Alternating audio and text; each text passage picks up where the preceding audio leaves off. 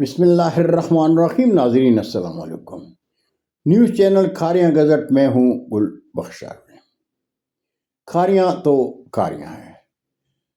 ناظرین، Kharian press club کے 5 رکنی الیکشن بورڈ نے پروفیشنل جرنلسٹ گروپ کے سینئر نائب صدارت کے لیے امیدوار خضر خیام اور جنرل سیکرٹری کے عہدے کے لیے امیدوار عمر شہزاد بٹی کو الیکشن کے لیے نااہل قرار دے کر ان عہدوں کے لیے ورکنگ جرنلسٹ کے سلیم بٹ اور آفتاب نذر کو بلا مقابلہ کامیاب قرار دے دیا ہے.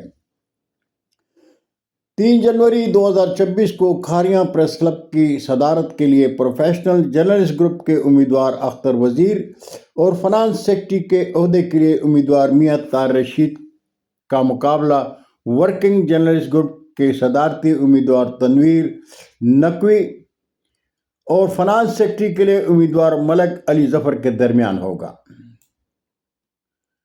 کھاریاں پریس کلب سال 2024 کے لیے الیکشن بورڈ کے چیئرمین، کھاریاں بار ایسوسی ایشن کے صدر اور کھاریاں پریس کلب کے قانونی ایڈوائزر چودھری محبوب ڈولہ ایڈوکیٹ ہیں.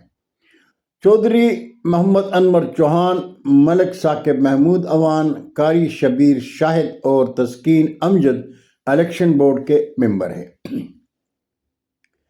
الیکشن بورڈ کے فیصلے کے بعد کھاریاں پریس کلب میں سابق صدر حاجی عبدالرؤوف، تنویر نقوی، احسان الحق مرزا انعام، آفتاب نذر، ثاقب محمود اوان اور چودھری محمد انور چوہان نے اپنے اپنے اظہار خیال میں کہا کہ کھاریاں پریس کلب کے آئینی وقار کو بحال کرنے کے لیے کلب کے معاملات کے تمام فیصلے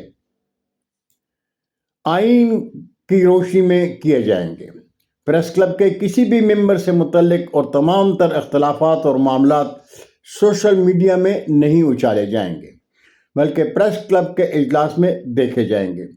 گزرے ہوئے کل کو بھول جائیں اور آنے والے کل کی خوبصورتی کے لیے صحافت کے بنیادی اصولوں کو اپنائیں. کھاریاں پریس کلب کھاریاں کی شان اور ہم سب کی پہچان ہے. بڑوں کو احترام دیں گے اور نوجوان دوستوں کے شخصی وقار کا احترام کریں گے.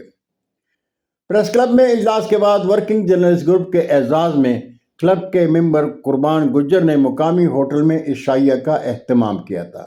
عشائیہ میں بلا مقابلہ منتخب ہونے والے عہدیداروں کو ہار پہنائے گئے اور وعدہ کیا گیا کہ ہم ذاتیات سے بے پرواہ ہو کر کلب کے اجتماعی مفاد کے لیے کلب ممبران کے ساتھ کلب کے اعزازی ممبران کو احترام دیں گے. بہت شکریہ ناظرین. زندگی نے ساتھ دیا تو برقی رابطے میں انشاءاللہ پھر ملاقات ہوگی. تب تک کے اجازت. جاتے جاتے درخواست ضرور کہوں گا کہ میرے چینل کو سبسکرائب کریں، دوستوں کے ساتھ شیئر کریں اور چینل کی گھنٹی ضرور بجائیں. اللہ ہم سب کے پاکستان کا حامی و ناصر ہو. پاکستان زندہ باد.